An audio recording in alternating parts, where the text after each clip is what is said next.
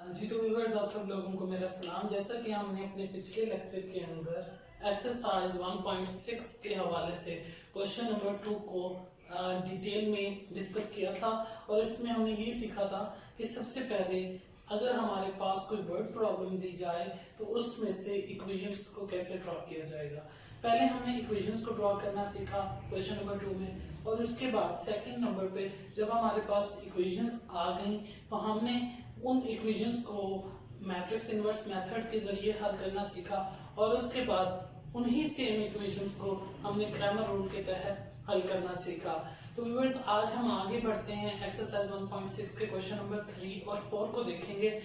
इससे पहले कि मैं क्वेश्चन नंबर 3 और 4 को स्टार्ट करूं, मैं आप लोगों को ये बताता चलूं कि एक्सरसाइज 1.6 के क्वेश्चन नंबर 1 और 2 को हम ग्रामर रूल के तहत भी और मैट्रिक्स इनवर्स मेथड के तहत भी डिटेल से डिस्कस कर चुके हैं, और मैं उम्मीद करता हूं कि ग्रामर रूल और मैट्रिक्स इनवर्स रूल के तहत आप किसी भी दी गई दो इक्वेशंस को आसानी के साथ हल कर सकते हैं घर पे बैठ के। लिहाजा जो क्वेश्चन नंबर 3, 4, 5 और 6 होगा एक्सरसाइज 1.6 का, उसमें हम सिर्फ और सिर्फ फोकस करेंगे कि किस तरह से दी गई वर्ड प्रॉब्लम से इक्वेशंस को कैसे ड्रा किया जाएगा। जब हमारे पास इक्वेशंस आ जाएंगी तो ग्रामर रूल के तहत अगर करना हो हमें उन्हें सॉल्व, या फिर मैट्रिक्स इनवर्स मेथड के तहत उनको सॉल्व करना हो, तो वो हम आसानी के साथ घर पे बैठ के कर सकते हैं। लिहाजा मैं उन 3, 4, 5 और 6 क्वेश्चंस को डिटेल में ग्रामर रूल या मैट्रिक्स इनवर्स मेथड के साथ हल नहीं करके दिखाऊंगा, लेकिन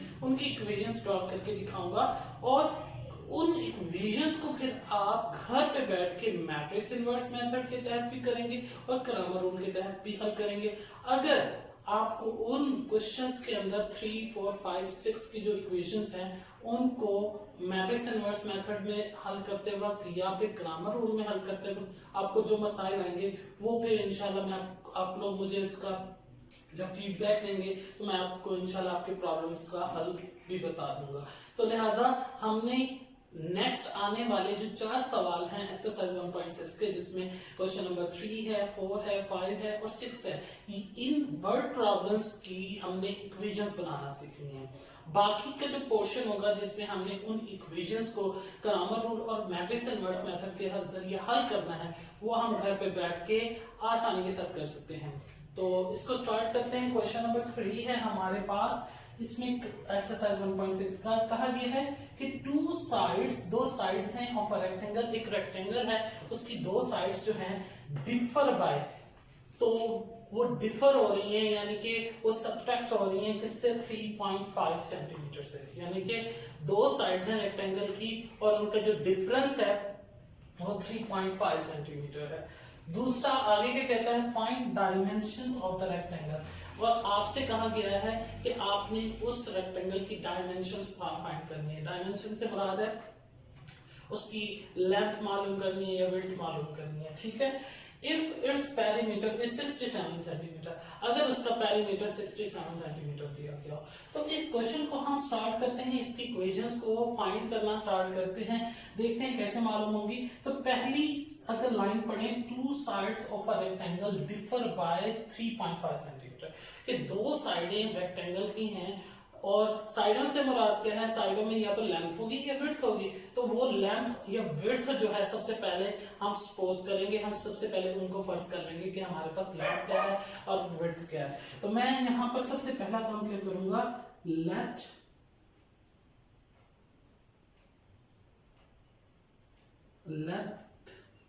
लेंथ, मैं इसे सपोज करता हूं लेंथ, LENGT, ठीक है, length is equal to x।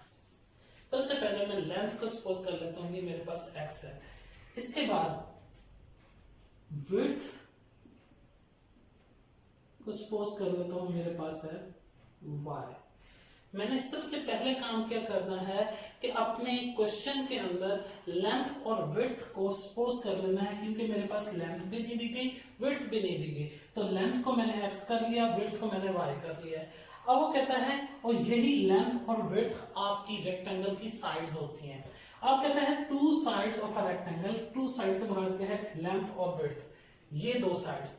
Length और विड्थ यानी कि डिफर बाय 3.5 सेंटीमीटर। अगर ये दोनों साइडें डिफर हो रही हैं किससे, 3.5 सेंटीमीटर से, तो हम बआसानी इसकी पहली इक्वेशन ड्रॉ कर सकते हैं। पहली इक्वेशन कैसे बनेगी, लेंथ एंड विड्थ है दो साइड्स, तो मैं कह सकता हूं लेंथ जो कि x है माइनस विड्थ जो कि y है इज इक्वल टू किससे, 3.5 सेंटीमीटर। तो मेरे पास पहली इक्वेशन ड्रॉ हो जाएगी इस दी गई पहली लाइन से, पहले सेंटेंस से, कि एक रेक्टेंगल है उसकी दो साइड्स जो हैं वो डिफर हो रही हैं 3.5 सेंटीमीटर से। और जब हम रेक्टेंगल की साइड्स का जिक्र करते हैं तो हमें मालूम होता है कि रेक्टेंगल की साइड्स दो किस्म की उसकी या उसकी लेंथ होगी या उसकी विड्थ होगी। और फिर हमने क्या किया, हमने कहा सपोज करते हैं हमारे पास लेंथ x है और विड्थ हमारे पास y है, तो हम क्या करेंगे, हमने उसको लेट कर लिया, लेंथ x विड्थ y, और फिर उनका जो डिफरेंस है वो इक्वल रख दिया 3.5 सेंटीमीटर से, जिससे हमारे पास इस दिए गए क्वेश्चन की पहली इक्वेशन ड्रॉ हो गई। जब हमारे पास पहली इक्वेशन आ जाएगी हम दूसरी इक्वेशन की तरफ बढ़ेंगे कि दूसरी इक्वेशंस को कैसे हम ड्रॉ करेंगे, कैसे निकालेंगे, इस दिए गए वर्ड प्रॉब्लम से दूसरी इक्वेशंस को कैसे मालूम किया जाएगा। तो दूसरी इक्वेशन को हम मालूम करने के लिए दूसरा जुमला पढ़ें, find dimensions of the rectangle if its perimeter is 16 centimeter। अब हमें क्या दिया गया है, दूसरे जुमले के अंदर पेरीमीटर के बारे में बताया गया है कि रेक्टेंगल जो दिया गया है, जो रेक्टेंगल का जिक्र हम यहाँ इस क्वेश्चन में कर रहे हैं, उसका पेरीमीटर कितना है, 67 सेंटीमीटर। तो पेरीमीटर का फार्मूला हमारे पास क्या होता है कि पेरीमीटर ऑफ रेक्टेंगल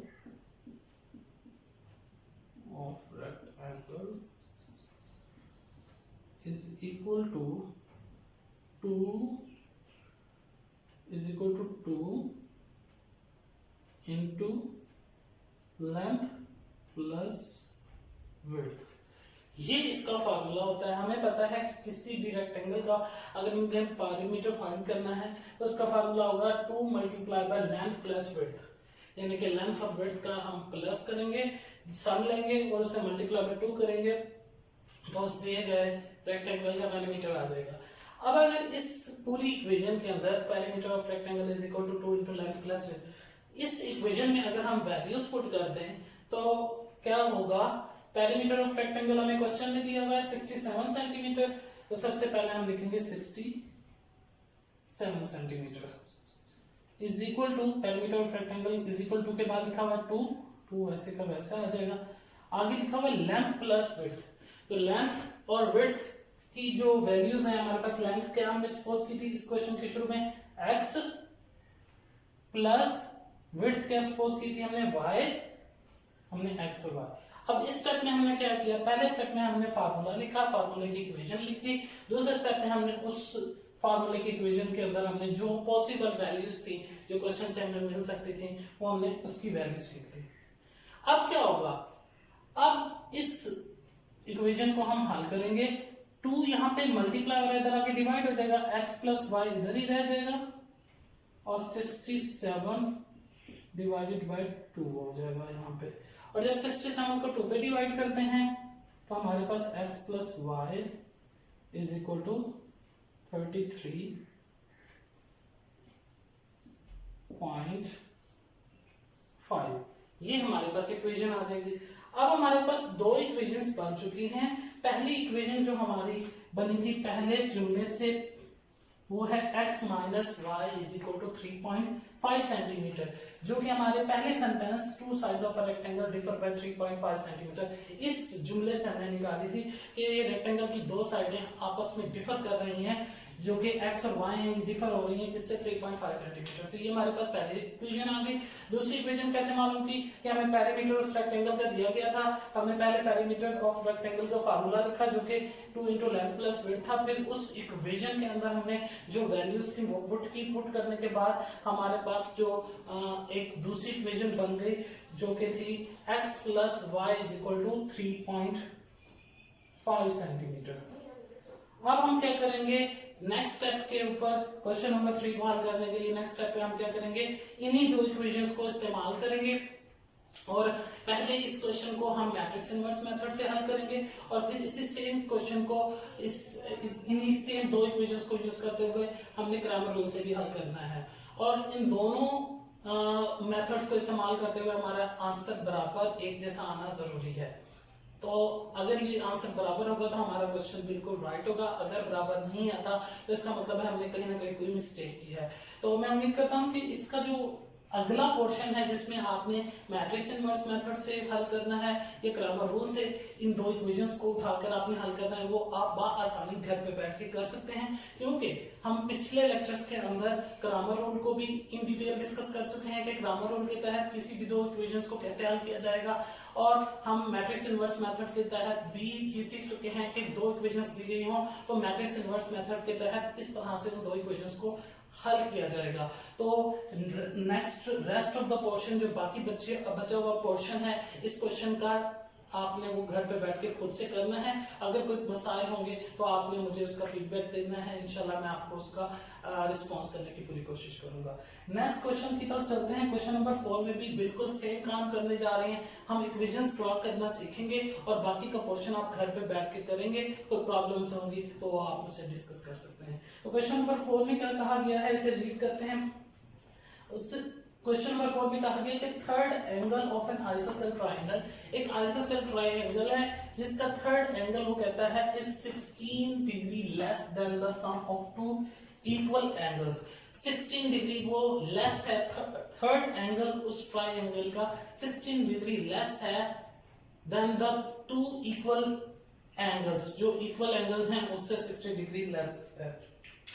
आगे कहता है find these angles of the triangle, आपने इस ट्रायंगल के एंगल्स को फाइंड करना है।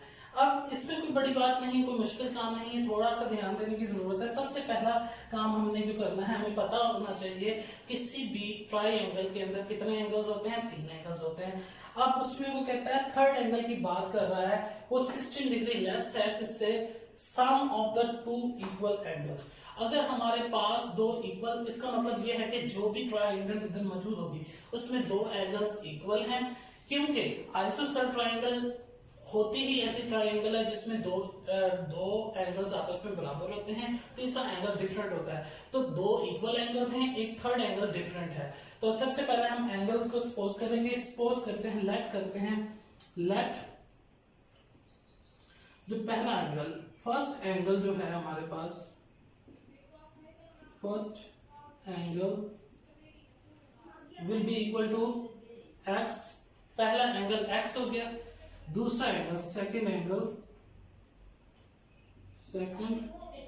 एंगल जो है आपका will be equal to x, दूसरा एंगल भी x हो गया।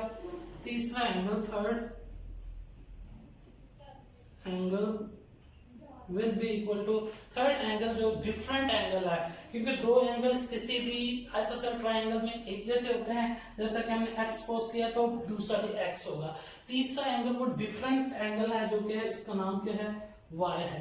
तो ये 3 एंगल्स हमने सपोज कर लिए हैं कि एक आइसोसेल ट्रायंगल है, उसमें 3 एंगल्स हैं, 2 एंगल सेम है, एक एंगल डिफरेंट है। जो सेम एंगल है वो x है और जो डिफरेंट एंगल है वो y है। अब कंडीशन को अप्लाई करें तो अगर हम एक कंडीशन, अंडरस्टूड कंडीशन है जो कि इस क्वेश्चन में बताई नहीं गई लेकिन हमें मालूम है, और वो कंडीशन क्या है कि किसी भी जो ट्रायंगल होता है उस ट्रायंगल के जो टोटल डिग्रीज होती हैं वो कितनी होती हैं, जो टोटल डिग्रीज होती हैं वो 180 डिग्री होते हैं। अगर तमाम एंगल्स को हम जमा करें, सम ऑफ ऑल एंगल्स, अगर सारे एंगल्स को जमा करें x प्लस y, बल्कि अगर हम x प्लस y, क्योंकि दो x हैं एक y है, अगर हम इन तमाम एंगल्स को जमा करें तो ये किसके बराबर होगा, सम ऑफ ऑल एंगल्स के बराबर होगा। और सम ऑफ ऑल एंगल किसी भी ट्रायंगल में कितने होते हैं, 180 होते हैं। तो मैं इससे अगर लिखता हूँ 180 is equal to x plus x 2x और प्लस y वैसे। तो हमारे पास पहली इक्वेशन इस कंडीशन से आ जाएगी कि किसी भी जो ट्राइंगल होता है उसके अंदर जो सम ऑफ ऑल एंगल्स होते हैं वो 180 डिग्री के इक्वल होते हैं, इसलिए हम लिखा कि sum of all angles is equal to x plus y, यानी कि दो इक्वल एंगल्स प्लस y तीसरा एंगल, अगर इन तीनों एंगल्स को जमा करें तो वो सम ऑफ ऑल एंगल्स के इक्वल होगा, और सम ऑफ ऑल एंगल्स किसी भी ट्रायंगल में कितने होते हैं 180 होते हैं, और 180 इज इक्वल टू x में x जमा करेंगे तो 2x हो जाएगा प्लस y वैसा के वैसा आ जाएगा। तो पहली इक्वेशन हमारे पास इस तरह से ड्रॉ हो जाएगी इस क्वेश्चन के लिए, वो क्या होगी 180 is equal to 2x plus y। तो जी तो व्यूअर्स आगे बढ़ते हैं, क्वेश्चन नंबर 4 को हम देख रहे थे। इक्वेशन नंबर 1 जब हमारे पास कंप्लीट हो जाएगी, जब इक्वेशन नंबर 1 हम बना देंगे तो इक्वेशन नंबर 2 कैसे बनाएंगे, अब हम इसको देखते हैं।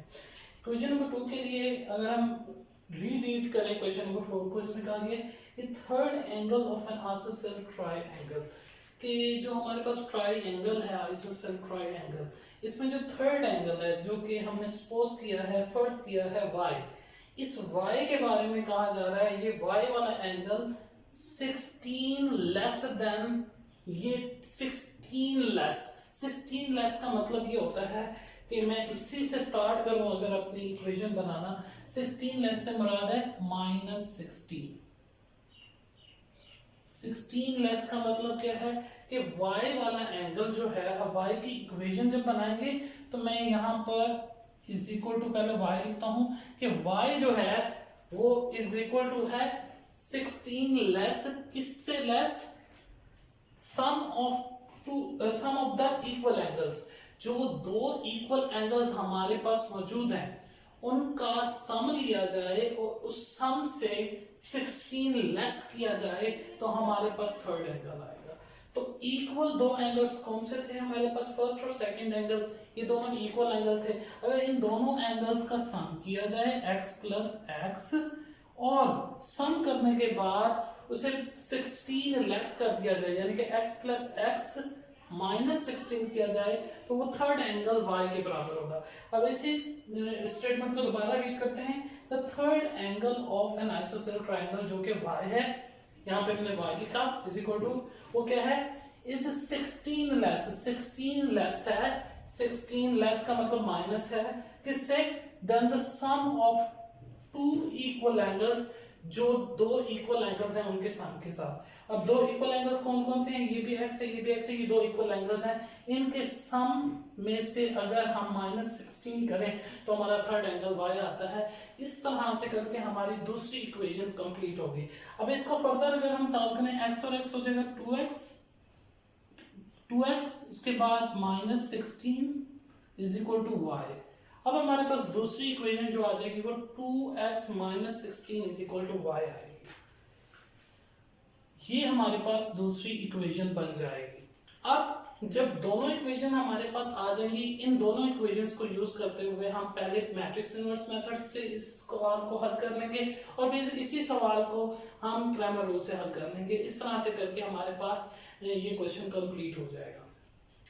अब एक बात जाते जाते मैं आपको बताता जाऊं व्यूअर्स के, ये दोनों इक्वेशंस में जब भी इक्वेशंस को हम हल करेंगे मैट्रिक्स के थ्रू, मैट्रिक्स के दोनों मेथड्स के थ्रू, तो एक बात ध्यान में रखनी है कि पहले क्या काम करना है कि आपने उन इक्वेशंस को उसकी राइट फॉर्म में लिखना बड़ा जरूरी है। अब यहाँ पे देखें 180 is equal to 2x plus y है और यहाँ से 2x -16 is equal to y है। अब राइट फॉर्म का मतलब क्या होता है कि x की वैल्यू x के नीचे आनी चाहिए, y की वैल्यू y के नीचे आनी चाहिए, और इज इक्वल टू के दूसरी तरफ जो वैल्यूज हैं वो दोनों अपने यानी कि अरेंजमेंट में हो। अब इन दोनों इक्वेशंस को अगर मैं अरेंज करूं तो मेरे पास इक्वेशंस क्या बन जाएंगी। पहली इक्वेशन मैं लिखता हूं, पहले मैं लिखता हूं ये वाली equation 2x plus y is equal to 180।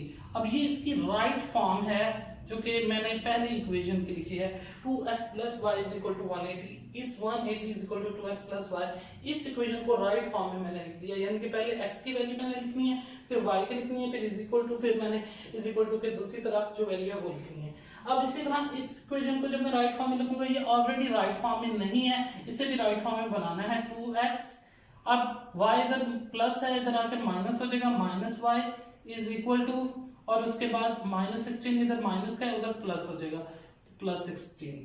तो ये दो इक्वेशंस अब राइट फॉर्म में आ चुकी हैं। राइट फॉर्म का मतलब ये है कि x वाली वैल्यू x वाली वैल्यू के नीचे है, y वाली वैल्यू y वाली वैल्यू के नीचे है, और विदाउट वेरिएबल यानी कि constant values is equal to के दूसरी तरफ मौजूद है, दोनों कांस्टेंट वैल्यूज। तो इस तरह से करके ये दोनों इक्वेशंस अब अपनी राइट फॉर्म में आ चुकी हैं। अब हम इन राइट फॉर्म में आई हुई इक्वेशंस को मैट्रिक्स इनवर्स मेथड के जरिए और क्रैमर रूल के जरिए आसानी के साथ हल कर सकते हैं। ऊपर वाले क्वेश्चन में भी जो दो इक्वेशंस हमने निकाली थी, x minus y equal to 3.5 और यहाँ से x plus y equal to 3.5, इनको भी जब राइट फॉर्म में लिखेंगे तो कैसे लिखेंगे? मैं पहली इक्वेशन लिखूंगा यहाँ पे x minus y is equal to 3.5, और दूसरी इक्वेशन जब लिखूंगा तो इसको भी सही फॉर्म में लिखूंगा, x plus y is equal to 33.5। तो ये इसकी राइट फॉर्म्स हो जाएंगी, और फिर इस राइट फॉर्म को यूज करते हुए हमने मैट्रिक्स के जरिए इक्वेशन को सॉल्व करने के दोनों मेथड अप्लाई करने हैं, और फिर इस तरह से करके इन इक्वेशंस को भी सॉल्व कर लेना है। इंशाल्लाह हम अपने नेक्स्ट लेक्चर के अंदर क्वेश्चन नंबर 5 और 6 में देखेंगे कि किस तरीके से 5 और 6 की वर्ड प्रॉब्लम्स में इक्वेशंस को ड्रॉ किया जा सकता है। तो इंशाल्लाह नेक्स्ट लेक्चर में हम इसको देखेंगे। Thank you.